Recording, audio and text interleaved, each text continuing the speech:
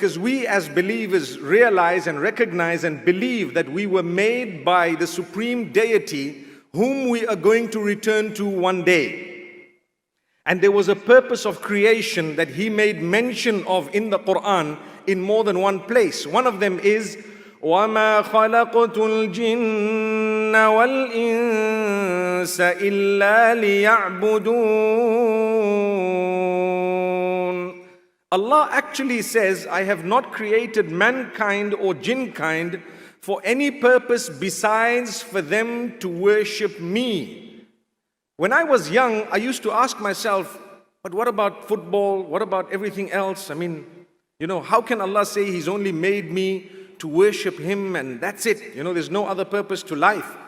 Until as I grew older, I realized that the meaning of it is, in order to lead your life in the obedience of the Almighty, everything you do becomes an act of worship if your intention is correct. And if you are to stay away from prohibition, then for the time that you are staying away from prohibition and abomination, you're actually in the obedience of Allah, worshipping Him.